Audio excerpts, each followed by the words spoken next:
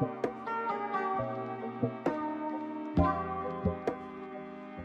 right, how is everybody doing today? Welcome here to the first installment of the Matt Geis pod. It's been about 3 years since I last podcasted. I originally had the Just Ballin' podcast that was a strict NBA pod, and crazy enough, that ended up finishing up around the time when COVID started, which is crazy that that's around 3 years ago today. So yeah, that pod came out pretty much weekly. It was centered around the NBA and a little bit of college basketball. Now I'm bringing back my podcast, but it's just under my name because it's going to be more generalized. We're going to have different type of sports. We're going to have me talking about the NBA, college basketball, NFL, NCAA, MLB, and some other things as well. But it's pretty much going to pertain to what's going on in real life. Now, if there's a major event like March Madness, we're going to talk about it. If there's a major event like the NFL playoffs starting, we're going to do playoff predictions, or the NFL draft, or the MLB season starting. I'm going to do my predictions. Now, there's mainly going to be NBA stuff on this. I'm going to try to do at least one basketball segment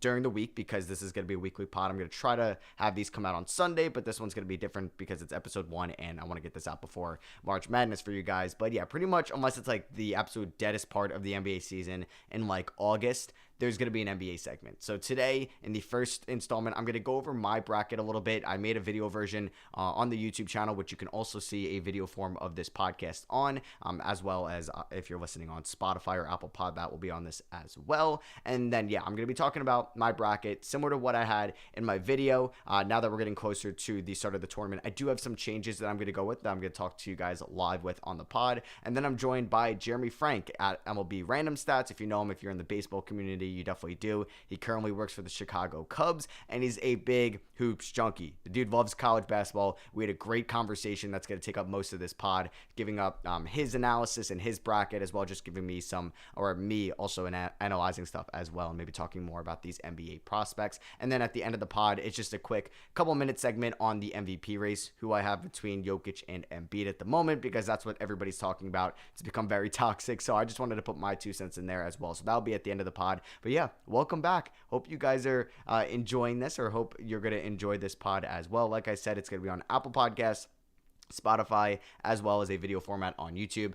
So for like the Jeremy section, when he comes on and we talk college hoops, you can see my face and his face as well. You can see my face as well as my bracket behind me as well. So you get a little bit of more content if you're on YouTube as well. So yeah, I'm going to definitely get used to this. It's a little bit different making a podcast than just always listening or making YouTube videos, which I've known to do. So yeah, hope you bear with me. I'm very excited to bring you guys this weekly. Like I said, I want this to connect with what's going on in real life in the world of sports, because I love more than one sport. So I didn't want to make this just about the NBA and another just generalized NBA podcast. So yeah, in the next episode, I'm hoping to do my MLB season predictions. We'll definitely talk about like the MVP, or the NBA awards possibly, or playoffs implications and what's going on there in their current events. But maybe half the pod is me joined by a guest, and something I also want to do as well is have weekly guests and maybe just rotate them, have different guests throughout different portions. Like I want to bring an MLB guy on. Funny enough, Jeremy, who works for the MLB, cannot talk about the MLB like that in opinionated things. So yeah, I'm going to hopefully be joined by somebody else. We're going to give our season predictions, and I don't even know if you realized there, but I had to cut something out because yeah, I'm definitely getting used to this type of format. So that'll be fun. That'll come next week. But yeah, we're going to talk a lot of college hoops today. It is kind of a long pod for the first episode, so I don't want to make this too long of me talking about my bracket. There's a whole video version on YouTube that you could see, youtube.com/SROS, or just type in SROS into YouTube and you'll be able to see my bracket. Now it has changed a little bit, like I said, and then we're going to just talk about those changes today. So I'm going to quickly run through what I have in the South region. We have Bama, chalk. They're going to beat Texas A&M Corpus Christi. They're beating Maryland. They're going to the Sweet 16. I do have, like I just mentioned, Maryland beating West Virginia. I have a big upset here. I have 12-seeded Charleston beating San Diego State, and then I have 4 Virginia beating 13 Furman, and then 12 Charleston is going to beat them to go on against Alabama. Alabama's going to beat them, in advance to the Sweet 16. I have Creighton beating 11 NC State, and then I have 6 Creighton beating 3 Baylor in the round of 32. That's an upset right there. And then I have 10 Utah State, and then I have them beating Missouri. And I know people say Missouri wrong. I guess it's just where I'm from. Sorry if you're from Missouri, and it's Missouri. And then I have 2 Arizona beating 10 Utah State to lose to Creighton in the Sweet 16.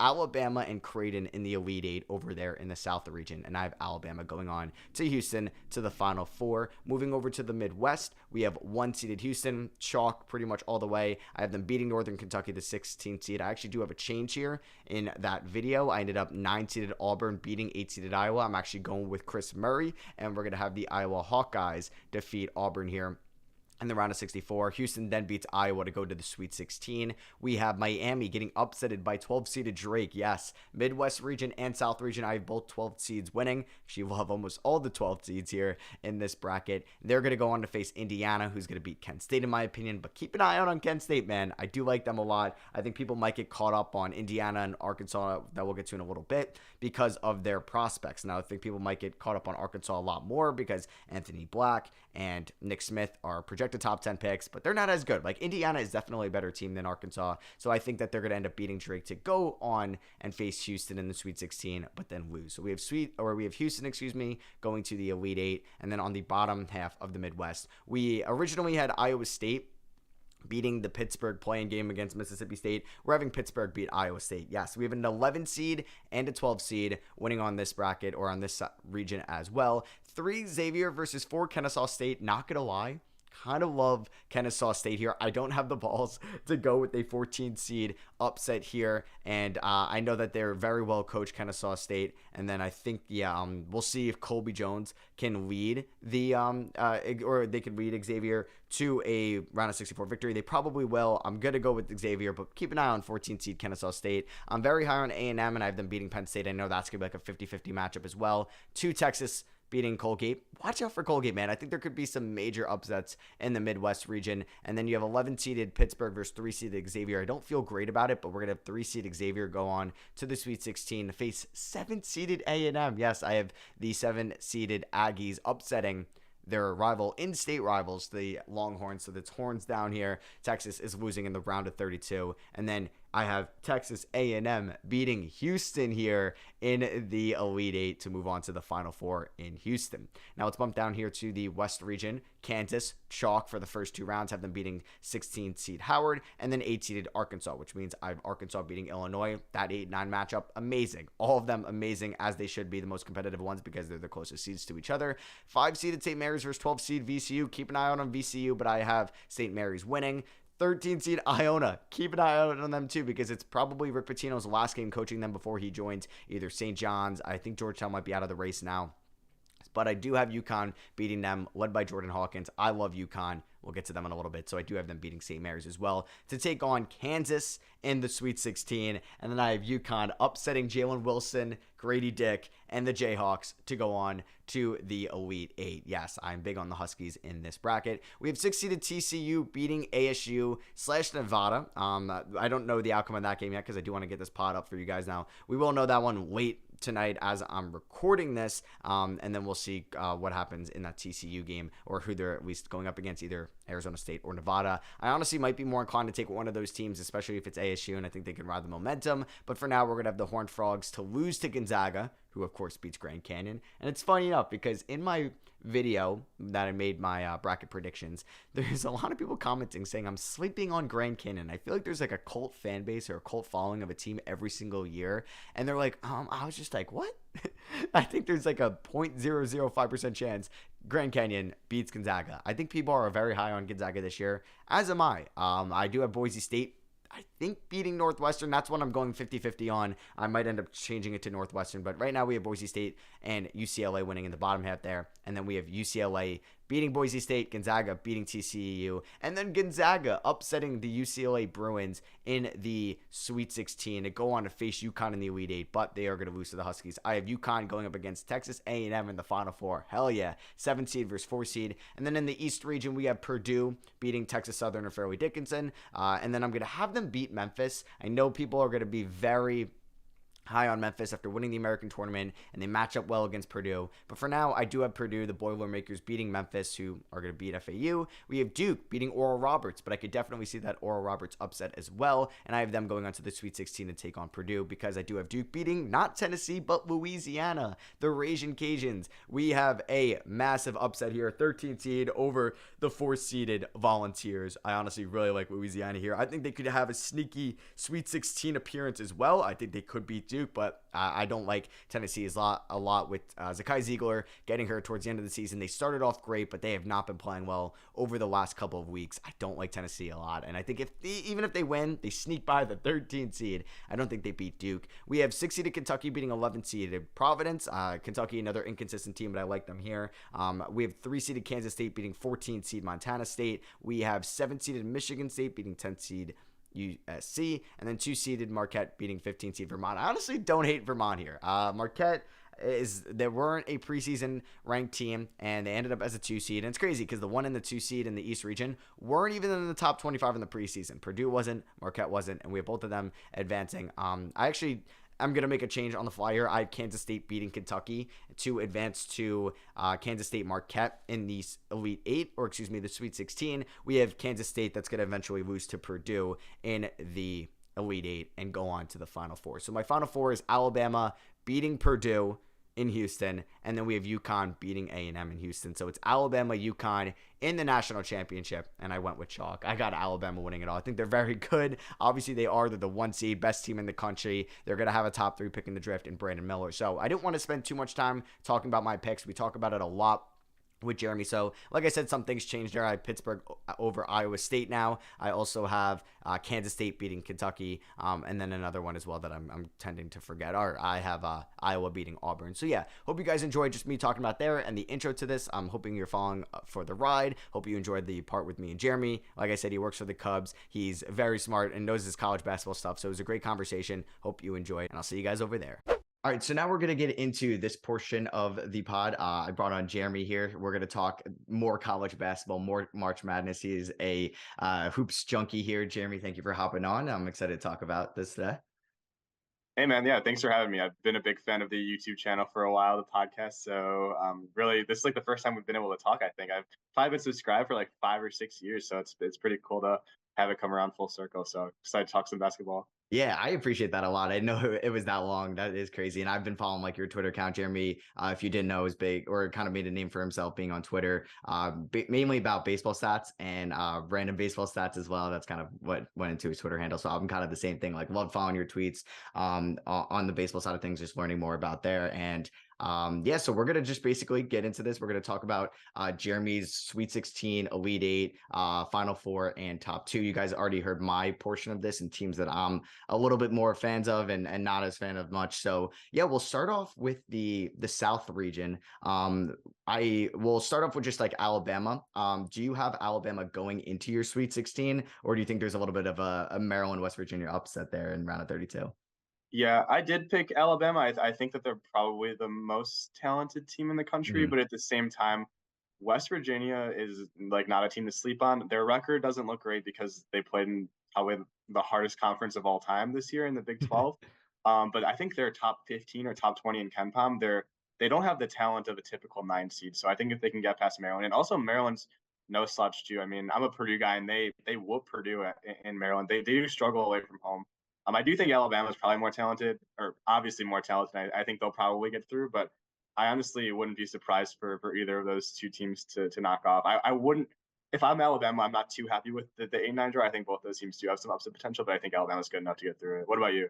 Yeah, that was basically what I mentioned as well. I was so torn on picking West Virginia or Maryland. I ended up going Maryland going to the 32, and then Alabama advancing. Just the talent they've had, the streak they've been on, winning the SEC tournament, and just Brandon Miller himself emerging himself as being a top 2 or possibly the 3rd pick in the draft. So I had Alabama as well going to the Sweet 16. I think their opponent is going to look a little bit more different on my end. Did you think more of San Diego State, Virginia making it to go up against Alabama, or an upset along the way?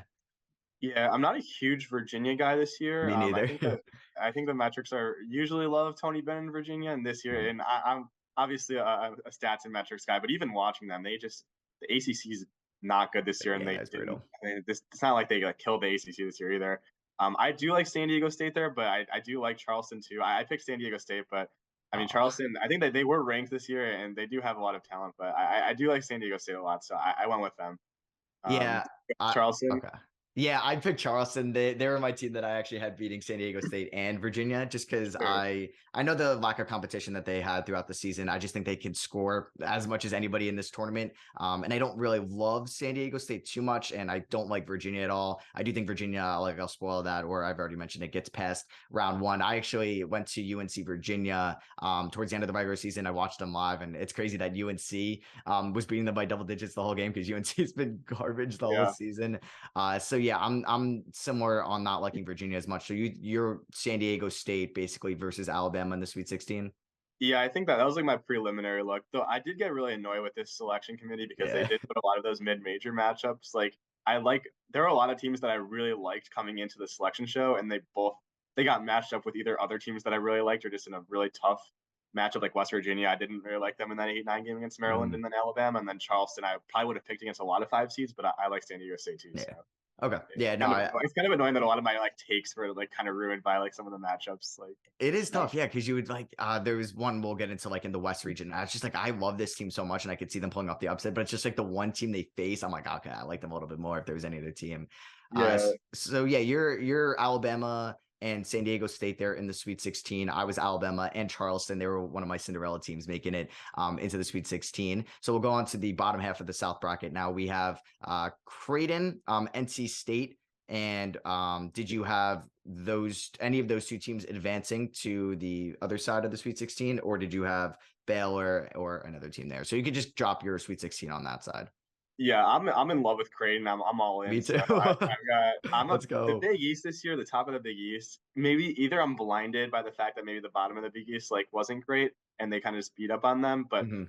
I loved Creighton coming into the year. They kind of struggled at the beginning of the season. A lot of their games, I think 4 or 5 of their losses were without Ryan Kalkbrenner. I think he had mono or he was hurt or something like Mhm. that. And so, I mean, when they're at full strength, they are probably one of the best starting fives in the country. And they were one of the dark horses coming into the year. I don't remember what they were ranked preseason, but I think they got They were pretty up to the high top from what I 10. remember. And one interesting thing that I learned recently is that once like you get to the postseason, one of the most like relevant predictors of tournament success is the preseason top 25 poll. So that's like obviously North Carolina didn't make the postseason, so like this isn't applied to them. But of the Yeah. teams that do make it to the postseason, the preseason top 25 actually is pretty strongly like correlated to tournament success, and I think people were right to be really high on Creighton coming to the year, Mhm. and a lot of their losses kind of like moved them down in the polls once they weren't at full strength. But I think if they can avoid foul trouble, like they have no bench, which is kind of tough for them. But in the tournament, if you gotta play your guys like 32 minutes a game. If you can get quality minutes out of your starting five, I like him over Baylor. I think Baylor's a quality team, but I think Creighton has some of the most upside of any team in the tournament. Yeah, I'm super high on Creighton as well. Like Hawk like insane defender in the interior. They were high in the preseason, like you mentioned. I'm also like I love the Big East this year. You could Me probably make a too. good argument that they're. I was actually going to ask you this question: where would you rank them in conference? I guess just competition this year. Like you'd probably have Big 12 number one in competition, but I would honestly say you could make an argument that the Big East was better than the ACC this season, and maybe possibly on par with some other conferences as well. Would you agree with that, or maybe just the competition in the league itself wasn't as good? Yeah, it's an interesting question. I think whatever happens this year in March, it's gonna be like all the narratives are gonna be about a conference. Like the Yeah, Big 12, if they lose, like, oh, maybe the Big 12 is super overrated. The Big Ten hasn't had much tournament success recently, so I think a lot of people are really low on the Big Ten this time around. So I think if someone makes it to the Final Four, I think everyone's gonna be surprised, even though yeah, I think there's a lot of talent in the league. definitely. I think that I think I have the Big 12 as like an obvious number one. I think after that, Big Ten's probably second. I think I have Mhm. the Big East and SEC like right around That's what I had. the Yeah. third spot. The SEC, like I think they're probably coming into the tournament, and I'm sure I'll be proven wrong by a 64 game sample size here, like it always happens. But I mean, after Alabama and Tennessee, who's like kind of been mid the last 2 months of the year, their conference isn't that good. It's Alabama. One thing that people overlook about the SEC, they have a lot of athletes. They have a lot of NBA like talent. I think it's a pretty sexy brand of basketball with Yeah. Auburn and A&M and all those other teams. But to be honest, like there are 5 or 6 teams in that conference who are not good at basketball, and I think you're playing in the Big Ten, you're playing in the Big 12. There's no off games. You can't rest on a Wednesday night against an LSU or a Georgia or like a team that's really not close to like some of those mid teams in those other conferences. So I think the SEC they have the top level talent, but they have so many teams at the bottom that are kind of easy wins. Like South Carolina's really bad. They probably have 5 or 6 teams that are as bad as like Nebraska, who's the second worst team in the Big Ten. So I think the Big East probably like on a game by game basis is probably a little tougher than the SEC, but I think the SEC might be a little bit more. They might have more tournament success just because like they have more teams. Yeah, no, definitely. And I will get into another SEC team that I kind of love going into this bracket as well, or I already mentioned it. But so you have Creighton beating Baylor, correct, right? Yeah, that's what I got. Okay, that's what I had as well. I feel like Baylor just kind of ended up being a little bit inconsistent towards the end of the season. At least I've been following Keontae George a lot this season. And I know he hasn't been one of their best players, but he's been very inconsistent down the stretch, which has really made his draft stock kind of volatile because a lot of people thought his intangibles, his athleticism, he had possible 3-level scoring, could be a top 10 pick, and now he's kind of looking like he could be closer towards the end of the lottery. So we have Creighton going up against Arizona, or did you have a little bit of an upset there? I know people are high on Missouri as well. Yeah, I did have Arizona. I like Utah State actually in Okay. the Missouri game. I think they've got a lot of upside. I'm not super high in Mizzou. Their defense is not very good, and Utah State is a very like dynamic brand of basketball. They got some like long athletic wings, and they can shoot the hell out of the ball. So I like Utah State over Mizzou, but I think I would put Arizona on a little bit of an upset watch if they're playing Utah State, but I think that they're just more talented. So I did have Arizona. Okay. Creighton, yeah. Yeah, that was pretty similar to mine. Also, I had Utah State, but Arizona winning. So your Sweet 16 over in the South region, you have Alabama going up against San Diego State, and then you have Creighton going up against Arizona, who is advancing to the Elite Eight for that side. I had Alabama and Creighton. Okay. I think that it's just kind of funny. It's like it's one of those things where Creighton could like lose in the first round, and I wouldn't be surprised if that always happens when you pick those bold upsets. And they did play each other actually earlier this year. Arizona won by 2 points, I think it was, and I don't remember which random city it was that they had their team event in, but it was a really, really good game. It was like the game of the year. They were both pretty sure they were both top 10 teams at the time. It was really a great game. So I'm excited for a potential rematch. But I did pick Creighton over it. I think once you get to this point in the year, like I know picking a 6 to go to the Elite Eight or whatever is kind of like a dark horse upset. But once you get past the 1 seeds and even including the 1 seeds, like if Arizona's playing Creighton on a neutral court, Arizona is at best like a 3-point favorite. So like a 6/2 is like sounds like crazy upset, but there's so much parity this year that they're going to be like a minus 150 to win the game. It's not going to be like I don't think it's going to be too much of a surprise if Creighton pulls it off. I think we could be looking back and being why the hell was Creighton the 6th seed in the first place? No, I agree definitely. So you have sorry, do you have Creighton advancing? You have Bama still advancing? I had Creighton going all the way. Love it. I love it. Yeah. So I actually had Alabama. They ended up being my champion pick. I know it's kind of chalk right there, but I love your reasoning for Creighton. I really like them. I had them going to the Elite Eight, but yeah, I just like Alabama a little bit more. So currently you have Creighton advancing to the Final Four. Love that. So I'll hop over to the Midwest now. Are you as big on Houston as a lot of other people? I know their statistics look really good if you're looking kind of at their advanced stats. They have some really high-end talent. Jerice Walker, Marcus Sasser, played in a little bit lower tier of a conference this year in the American, but some good teams still in there, and they beat also some good teams throughout the season. Do you have them advancing through Auburn or Iowa eventually? Yeah, I've got them beating whoever wins that game. Yeah. I'm 50-50, and I think I picked Iowa, but I'm sure I'll change it 4 or 5 times before the game starts. I think Houston Iowa would be a fun game. Iowa's like a really fast pace, like not a good defense, but a very strong offense. And Houston is like they've got a solid offense, but they're really known for their long defense. I think Houston. I like Houston. I don't know if I like them as much as like the metrics and stuff, but I don't think they're like overrated frauds like a lot of people will say. And also, I think they're going to be really motivated by the fact that if they make the Final Four, they're going to be basically playing home games, which is a nice advantage to have. So I did like Houston going through whoever wins against. And Iowa kind of I wouldn't say they got screwed because it's hard to get screwed with locations when you're an 8 seed. You can't be too mad about it. But they're playing basically in Auburn. They're playing. I don't know. Yeah, it's I don't brutal. know Alabama geometry, or Alabama geography, but they're playing in Alabama. So I'm pretty sure Birmingham. Yeah, I think Auburn is pretty close to Birmingham. So yeah, it's basically going to be a home game for Auburn there. Yeah. That is brutal. So you got Houston. You also have Houston getting through their opponent in the Sweet 16, either that being Drake, Indiana, Miami, Kent State. Yeah, right now I have Indiana beating Drake in the round of 32, and then Me I too. think I like Houston a little bit more than Indiana, but Indiana has a lot of upside. I think a lot of their losses in the regular season were kind of just a little bit of burnout, a little bit of like not realizing how important every single game was. When they're at their best, they're really tough. I do think that Houston matches up pretty well to guard Trey Jackson Davis, which is Mhm. why I like Houston in that game. I think they're one of the few teams that is like pretty well equipped to handle him, whether they single or double him.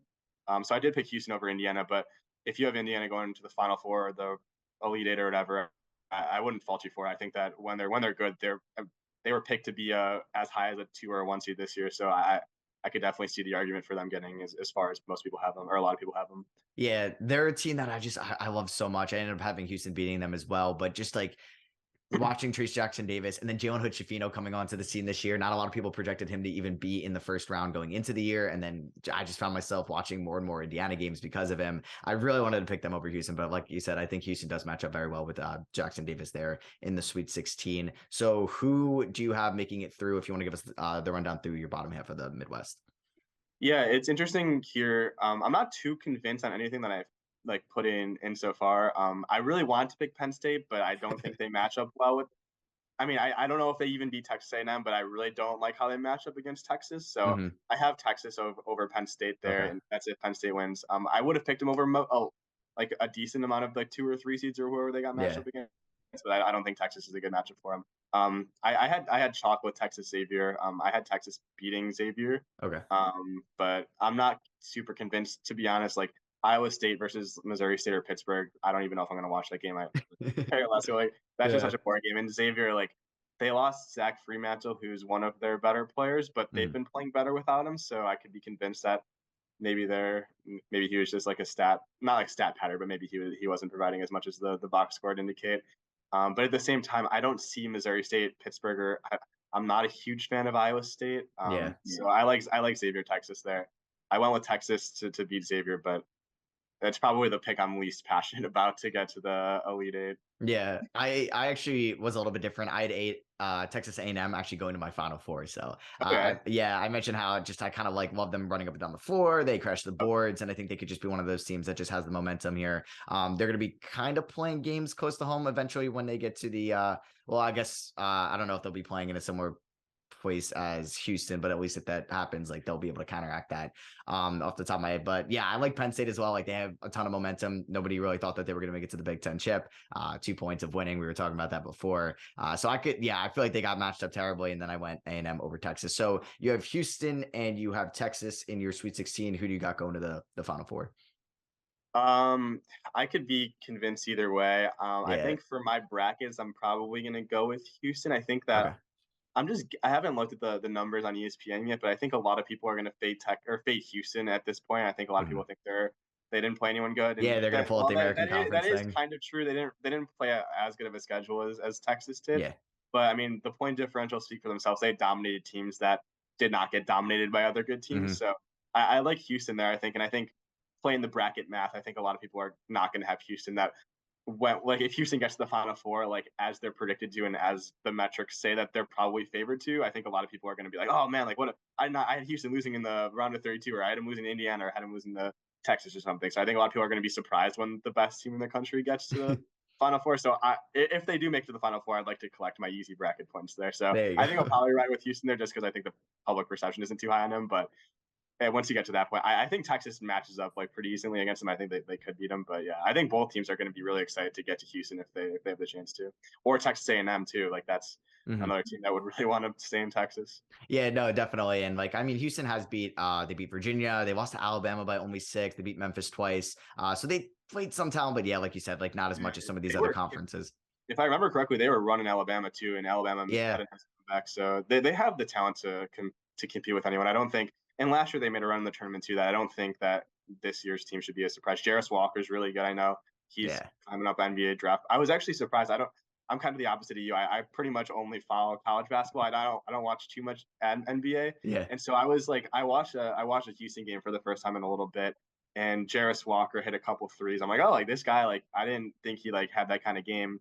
And so I went to look at the draft board, and obviously I was the last one on Jarris Walker because he was already like 8th or something. I'm like, oh, I guess I'm the one missing out on Jarris Walker. I was more like obviously Marcus Sasser's the headliner, but I was kind of surprised to see. I wasn't surprised to see it because NBA evaluators are really good at their job, but it was kind of reassuring to me that I saw the same thing that the scouts did there. Yeah, I wasn't super high on Jarius Walker through most of the season, and then I've come on to him a little bit as of late because he's been much better as a 3-point shooter, and he's kind of like a perfect modern day 4 in the league because he could play up, he could play down, he could switch, he could shoot, he's physical inside, he's massive. So yeah, he's probably going to be a top. Honestly, I think 5 pick. I think he like you have your Wemby, your Scoot, and your Brandon Miller. I think in your top 3, and then I think he's right outside it with Amen Thompson, potentially at 4 and 5. So we'll hop down here. So you just to reiterate, you have Creighton and you have Houston in your final 4, right? Okay. Yeah. So we're going to go down to the East here. We got your alma mater 1 seed Purdue.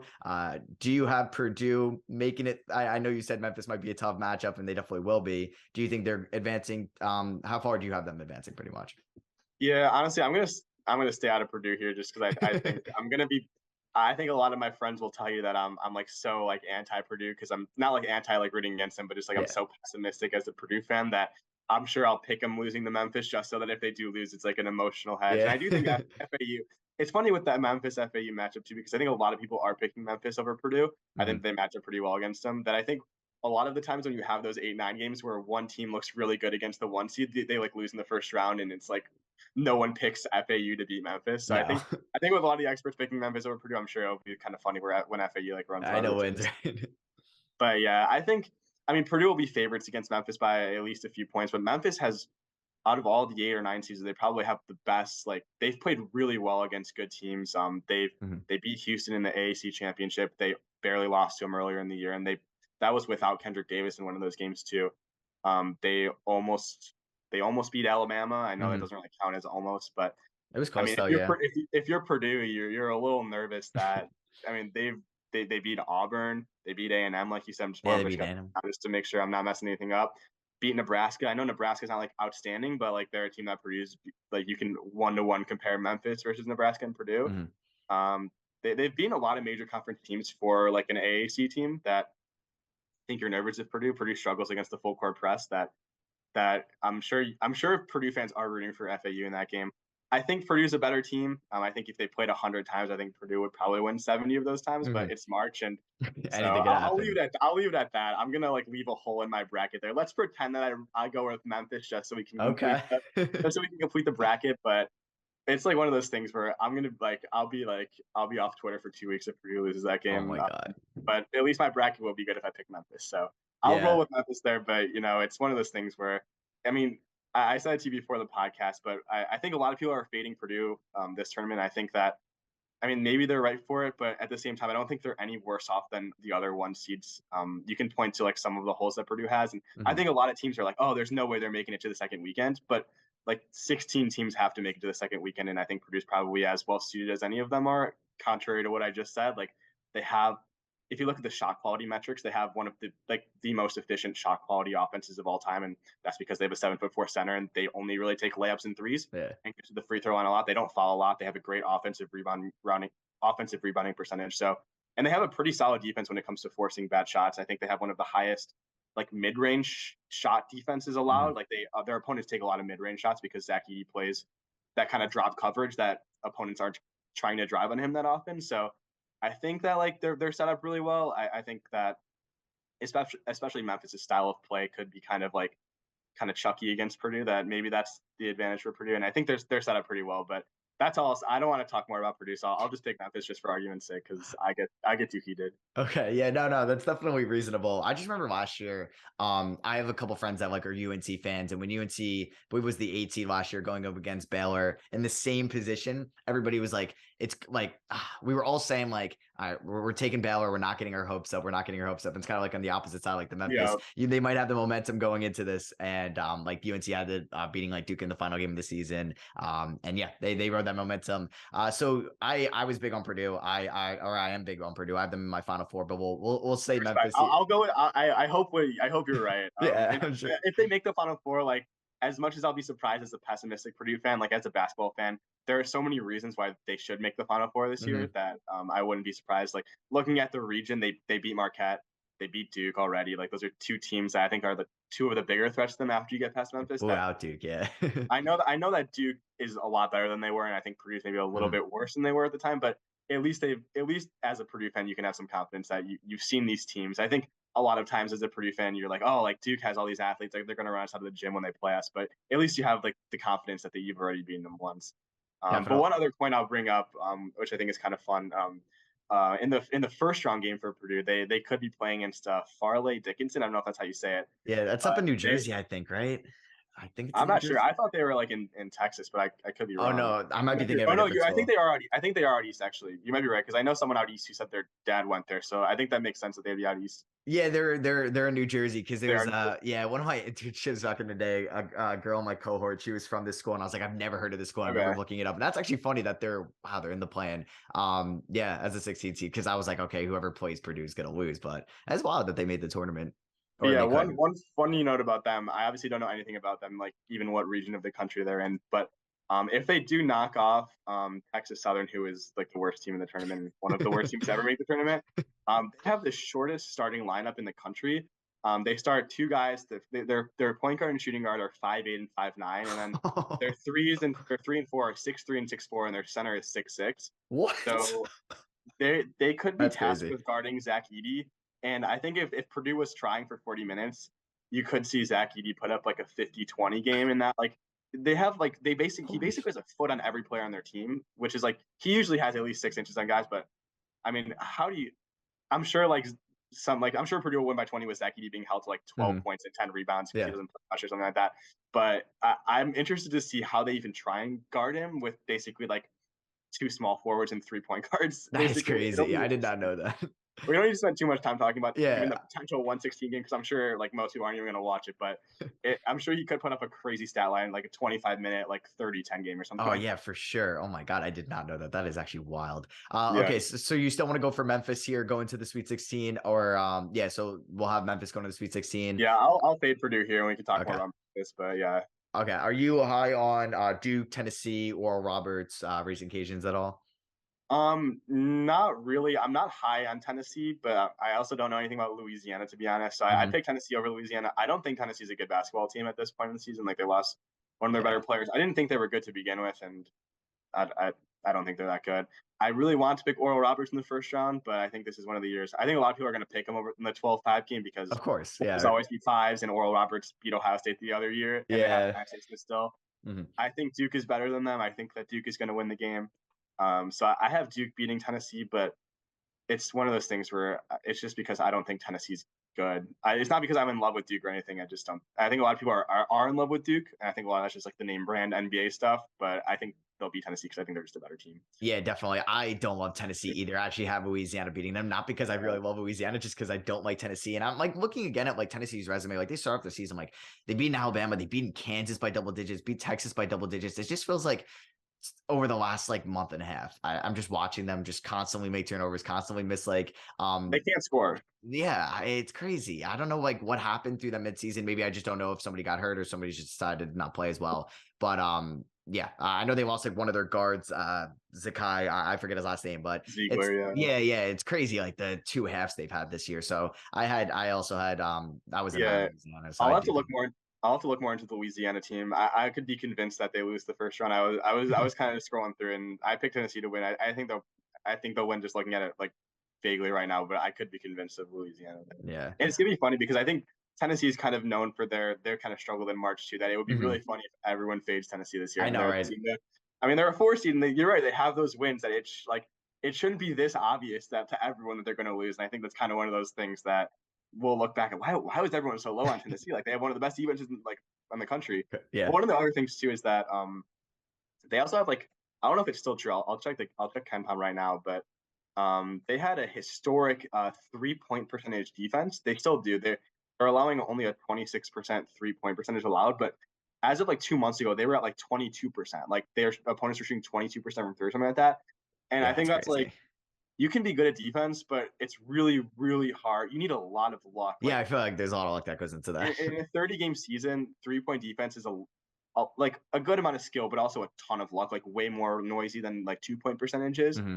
That it's one of those things where it's an obvious like Tennessee gives up a 40% from 3 point range and their defense falls apart because that's what they're so like. They have a good 2 point percentage defense too, but I think a lot of the games they've lost, like Vanderbilt, like completely shot them out. Like I don't think it like one bad game from a 3 point percentage defense game, like something that happens all the time in March, and like they're done. So I don't think I think it's really hard to sustain that kind of style of play, No, especially when you're definitely. missing one of your best defenders.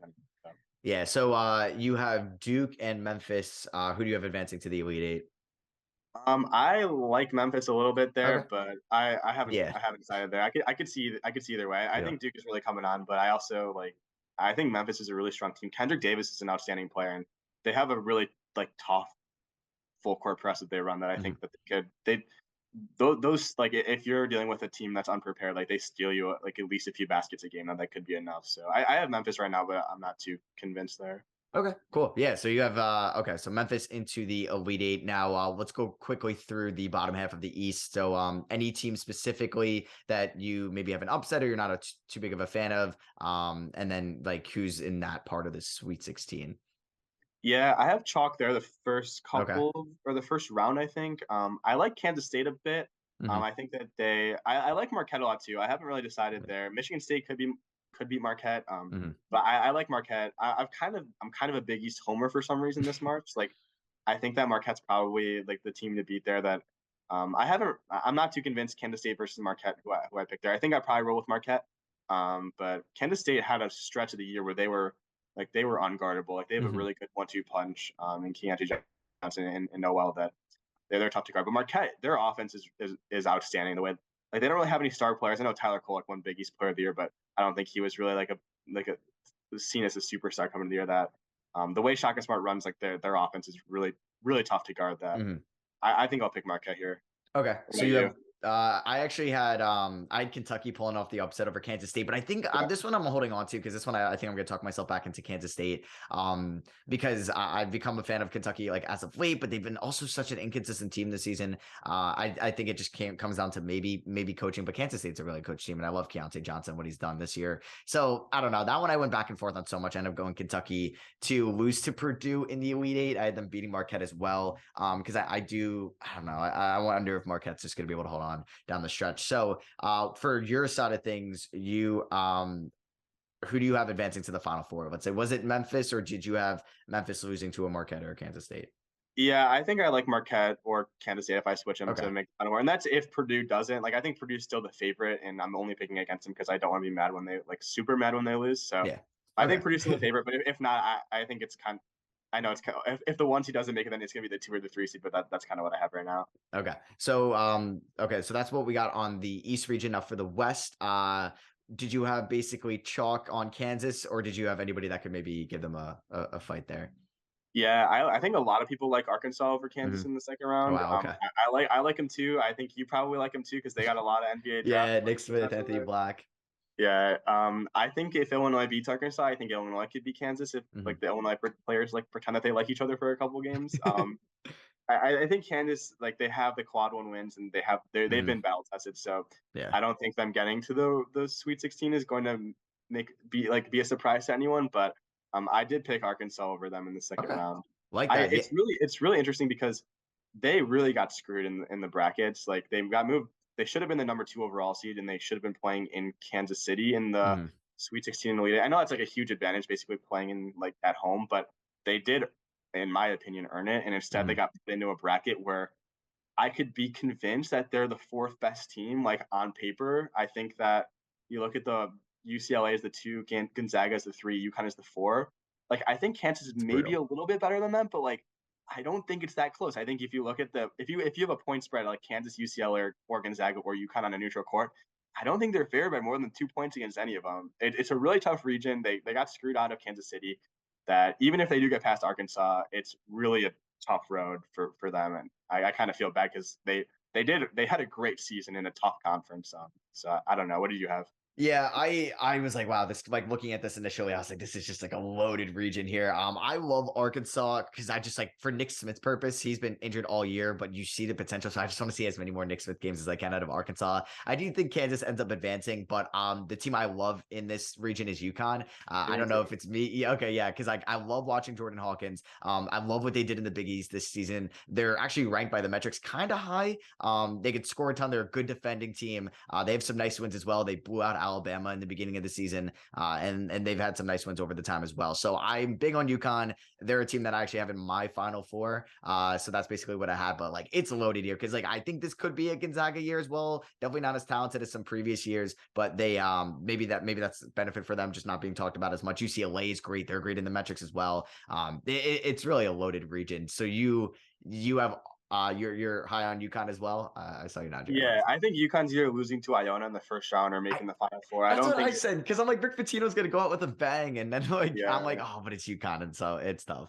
UConn. I like. I know they went on a really bad stretch like Yeah. midway through the year, but their point differential is outstanding. They have a really good team. They like are really good in all the things that like are important in basketball. They're Hmm. best offensive rebounding percentage in the country. They got two really good bigs. I think the one thing you run into is they foul a lot. Hmm. Like I think they have one of the worst free throw attempt rates in the country, but yeah, it for me, like I was so drawn by UConn at the beginning of the season that even their mid-season streak, I kind of overlooked that a little bit. I do think St. Mary's is a really good team. It is. Uh, Yeah.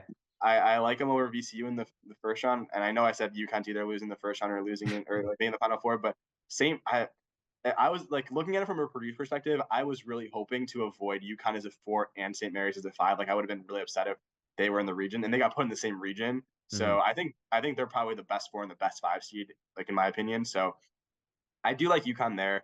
I do love Gonzaga this year too. Hmm. I think we're kind of on the same page on everything. But I was looking, I found this cool metric. So on Bartorvik.com, he does a lot of. He's like kind of like KenPom. He has a Okay. website with a lot of predictive metrics. He lets you filter by date, so you can like see a team's offensive rating and defensive rating. Like this is all adjusted for strength of schedule Hmm. since a certain date. So since January 20th, which was a date that I definitely cherry picked, Gonzaga has an offensive rating of 132, which is the best I've ever Yeah, seen it's in college absurd. basketball over like some long span. The next best team was Baylor. Actually, they're at 123, so they were 8 points higher than the second best team since over the last month and a half. And I know people will say like, oh, they haven't really played anyone, but that's all adjusted for quality of competition. Hmm. So they've really turned it on. They've scored like 90 plus in like a bunch of their recent games. So I think I like Gonzaga to play UConn in the Elite Eight. That's what I But have. this Yeah. region, I'm not going to be able to take my eyes off this region because I think that I think that UCLA is really good, but Northwestern or Boise State could be a fun second round game. TCU is really strong, I think so too. but also like they could lose to ASU. Or like I'm so confident about all these teams that I'm not confident about any of them. It's kind of how it comes down to like I love Arkansas, I like Illinois, but at the same time, like Kansas is really good. Like they're a really good team, and so Hmm. it's a really fun region. I kind of feel bad that for Kansas because they kind of got screwed there. Yeah, I think this is the most loaded region here in the tournament. It's tough because I went through so many different teams on who I think could eventually advance. I was like, do I like UCLA that much? Do I like Gonzaga that much? I ended up going on UConn just to get a little bit, not to pick like some chalk in there Yeah, and have a bunch of one seed. So, yeah, I had UConn advancing. Are you going with UConn as well? Or are you going with Gonzaga into the Final Four? I picked UConn, but You picked I'll UConn? since you Okay. picked UConn, I'll go with Gonzaga Gonzaga? just to Okay. argue their case. I don't want. I feel like we have a lot of the similar picks, so I'll go with Gonzaga on my official Six Rings of Steel podcast predictions. Cool, cool. Okay, so that leads us to our final four. You have on the from the Midwest and the West, you have Houston and Gonzaga. Yep. And then over on the other bracket or the other side, you have Creighton, and then remind me again who you picked out of the East. Who did Was I pick? Memphis Marquette or Kansas State? It was one of those three. Yeah, I'll go with. I could forget Yeah. who I said earlier, but I think I went with Marquette. I'll go with Okay. Marquette. Okay. So Marquette Creighton, Big East Big Final East, yeah. Four. This Love is what that. I could, and I could have been UConn too. Like Yeah. I'm clearly missing something. Like I'm gonna have to change it because I think, but at the same time, I think the results are at least a little bit correlated. Like I think, like I said, I think it's gonna come down to some narrative about a conference that maybe the Big East is underrated. So maybe Yeah. they end up with 3 Final Four teams, but it's probably unlikely. Yeah. Okay. So who you're end up going with to the championship? I'm gonna go with Creighton. Creighton? It's Okay, I it's love kind it. of bold. It's kind of bold, and like I may not even take it in my bracket just 'cause it's so risky to pick a team who doesn't even have like they have probably 70% to win their first game to even like to make the Final Four, like Yeah. just or to make the championship. So I think it's kind of going on a limb, but I think relative to like if I was in like a 1 million team bracket, boy, I think I'd pick Creighton Okay. just to set myself apart a little bit. Yeah, no, I respect it definitely. So you have Creighton going up against either Houston or Gonzaga. Yeah, I'll ride with Houston in this Hmm. one. And I'll pick Houston over Creighton in the championship. Just so my very like uncharacteristic like not chalk bracket comes to the best team in the country and the one I don't even think they were the number one overall seed. I think it was Alabama, but I think Houston's the best team in the country. So I'll pick them to win. I mean if they make it to the Final Four, it's going to be really tough to beat a Houston team that is in playing in Houston, Texas. Houston. So Yeah. No, yeah, definitely. Okay, so you got Houston winning it all. I actually really like your bracket. We said we kind of have a lot of yeah. similarities there. If you had It's to not pick, not good. It's not very good for podcasts because we can't argue about no, I anything. know. You should have asked me for my bracket before. I could have switched some things up, so we could have had a fierce debate about whether UConn was a fraud or something like that. But Yeah, that is crazy that you like UConn as well. But I guess a lot of people that makes me scared though. That if a lot of people were on UConn, that I shouldn't probably yeah, pick them to go to my Final Four, or even I actually have them in my championship game against Alabama. So, yeah. yeah, no, I was gonna ask you. So, if there's any game here, you can even pick like a hypothetical matchup. Seeing if two teams end up beating each other, like a non. I don't even know if you'd want to pick a Purdue game, but what is like one game you're like looking forward to that you're gonna be like locked in and you're like super excited to watch? Well, besides Purdue versus Farley Dickinson, if we're talking first round games, let me think. Um, Because we mentioned there's a lot of good in the West yeah, region potentially. Maryland, West Virginia will be a game that I'm That'll be a good excited for game. just because I'm a big Big Ten basketball fan, Hmm. and I want to see if like I want to see how the Big Ten does. I know they're in a few 8, 9, or 7 time games, but Yeah. I think the Maryland West Virginia game is really great because it'll. I know it's tough to decide anything based on one game's result, but I think West Virginia is one of those teams that is like underrated according to like underseeded because like they're in a tough conference and Hmm. they had a lot of losses. Then Maryland's one of those teams that I think a lot of people might think are Yeah. overrated because they played in the Big Ten, which according to a lot of people doesn't have any good teams besides Purdue. So So you, it'll be interesting to see the yeah. narratives there. So you're kind of Um, hoping some Big Ten teams do well in this just to help out Purdue's narrative, or do you not like any of these Big Ten teams and you want them all to lose? um, I, I mean, I'm a Purdue fan, so like I root against Indiana, but for Yeah. the Big Ten sake, as long as Purdue goes further than Indiana, like Okay. I like a lot of the Indiana players, like Trey Davis is outstanding. I don't have any animosity towards any of their players, Yeah. like so they're a fun team to watch. I don't mind them. Okay. Yeah, I was The actually thing going is, to ask you.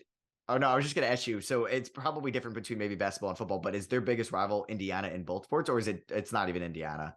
yeah, it's not really a rivalry in football because both the teams, like Indiana, sucks more than Purdue does in Yeah. football. But so I think Purdue has like a huge rivalry advantage in football over Indiana. Okay. But and like it's a rivalry thing, but like I don't think anyone cares that much. Like people just get drunk and like go to Yeah. No, of darts, and like course. no one remembers who wins a few weeks later unless you're like a diehard. But yeah, Purdue Indiana is a huge rivalry in In basketball, and I basketball, think cool. Indiana they have a ton of bragging rights because they were able to beat Purdue twice, including on the road this year. So Yeah. um, they missed it. They had a chance at a third time too if they would have beaten Penn State in the Big Ten Hmm. semifinals. But yeah, they're one of those teams. Yeah, super hit or miss. But I'm not going to be upset if they do well. If they won the championship, I'd be a little salty. But um, yeah, it's one of those things too because I think the narrative matters more for Purdue. Like in the future, like I think the whole thing is like, oh, Big Ten team. A lot of people are saying, oh, Purdue's not going to go well because like Big Ten teams never win in the tournament. So I don't Hmm. think anyone will realize like if the Big Ten is a good tournament year, I don't think the narrative will like reflect on Purdue until next year unless Yeah. they're those teams that's going far. So I don't know. I like to see the Big Ten go far, but at the same time, there are a lot of other teams that I like. I like the Duke Oral Robert team too. I think that'll be a fun That'll one. be a fun If one it's a too. total like stark difference in terms of like how these teams operate, that'll be kind of fun. Hmm. Yeah. But yeah. What about you? What games are you looking forward to? I think I'm trying to. I think UConn Iona is going to be a really good one. I think like possibly Rick Pitino's last game at Iona. Yeah. Man, it's they could win, and then my championship team is busted. I think that's going to be a really good one. I also like Arkansas, Illinois. Yep. Just being able to watch like those guys at Arkansas and seeing if Illinois can be up to the test there. And then I was going to give a last one. I like A&M and Penn State because Penn State is turned into a Yeah. super fun team to watch. I have A&M going far, so I'm going to be locked into them, and that's a game that either team could win. So I have a couple there, and I'm just super excited for it as well because we're like literally a Yeah. few days away. So Yeah. yeah, that's pretty much going to wrap this up. Do you have anything else that you want to mention about this bracket at all, or the tournament? Yeah, my last comment is about Colgate. I was thinking about picking them against a 2 seed. I think Texas is a bad matchup for them, but um, Okay. it's one of those Okay. things where I'm gonna say, like, I would not be surprised if I'm totally wrong and Texas wins by 30, and I pick Texas to win the game. But Hmm. I really like Colgate. I think that they're like, I don't think they should be a 15 seed. I think they're like as good as a 14 or a 13. I know that's like not as good as a 2 seed, which is why I'm not going to pick them over Yeah. Texas. They have a really, really fun offense. They have the best 3 point percentage in the country. It really, even like adjusted like for quality of competition, they have a very efficient offense. I don't think, same with Penn State. I don't think they're the team that beats Texas or like Hmm. Texas A&M. Like, same with Texas A&M. I don't think they're the team that knocks off Texas. I don't think they're Hmm. a huge matchup issue. But yeah, I also am gonna say that I would not be surprised if Colgate like won and like Texas is falling at the end of the game and they lose by 9 points or something like that. I respect it, honestly. I respected seeing a 15 over two. I was trying to think of like where's the furthest down seed that I would go to. I think could pull off an upset. I don't know if it was going to be Iona at 13. I was like looking to see if I can get any lower than that. I don't know. I like I could see maybe Montana State upset over Kent State, maybe, but I maybe Kennesaw State is like the weird Xavier one because I feel like Xavier just for the last like 10 or so years just doesn't do much in the tournament whenever they get there. And I know they haven't been in there for I think a little bit, but yeah, I respect it. I respect the Colgate over Texas because I'm not too high on Texas, but not as high to give Colgate the win. But I like that. Yeah, this should be a really fun tournament. I'm really excited. I'm excited every year once I see the bracket Yeah, and of get to look course. at things. But it should be a fun year. I think that I'm sure that once like the Sweet 16 is like started, the Elite Eight started, I'm sure we're gonna look back at this and laugh at how stupid we were for thinking these teams who all got bought. Like the Big East is gonna all lose in the first round, and we'll be I like know. looking like idiots. But yeah, just I mean, if I had to put it out there, those are my takes, and hopefully no one holds them too much against me. Because it is again a single elimination tournament that doesn't reflect too well on like actual like, how good the teams are, but that's how it goes, and that's the beauty of college basketball. No, for sure. Yeah. It'll be cool to look back on this and see like our thoughts on what actually happens. And yeah, like you said, like craziness is going to happen. We're not going to get most of these right. Like there's going to be some crazy upsets that nobody's really expecting. Who knows? Maybe University of California, Santa Barbara beats Baylor. And it's like, all right, nobody really expected that or something like that. So yeah, this would be really cool. Thanks, Jeremy, for hopping on. I appreciate your like college basketball insight. It was really cool. If you're on the YouTube version of this, you'll be able to see Jeremy, do you want me to link your Twitter if that's cool? Like I'll link that. Perfect. Yep. Okay, and then yeah, like you'll he'll be added on the tweet as well. So yeah, thank Jeremy. I appreciate you hopping on and talking college hoops. Yeah, thanks for having me. I love to be able to talk college basketball, especially with someone who knows way more about basketball than me. So, and I think it's cool that we have such different perspectives. I think we're watching for totally different things. So, it should be a fun tournament. Hopefully, we can keep in touch and see if our. I think it's going to be tough. I'm not entering the same bracket pool as you because I think if one of us does well, the other one's going to be in second place. I So, know. it seems like we have the same picks. So it's kind of funny. Sorry that I hopefully didn't ruin your podcast with us having all the same takes. I couldn't like Stephen A. Smith argue with you on everything, but No. I appreciate it a lot. It was definitely fun, and it makes me more confident about my picks having you agree with them as well. So yeah, thanks I again. don't know if I don't know if I feel confident agreeing with this. Okay, that's fair enough. Fair enough. Okay, so yeah, that was Jeremy's picks, and thanks for coming on. Cool. Thanks for having me. All right, so I hope you guys enjoyed that convo with me and Jeremy. Let's get into the final segment of this pod. I'm not going to make it too long because I don't want this to be such a long podcast for episode 1. So I'm going to give a quick, probably 5 or so minutes on my MVP takes because this has been a very polarizing topic. JJ Redick, Kendrick Perkins, they've made it. If you listen to like the Bill Simmons podcast, Ryan Russillo, they all talk about it. So yeah, it's basically on everybody's mind who is going to be the 2023 MVP. Right now, it's between Jokic and Embiid.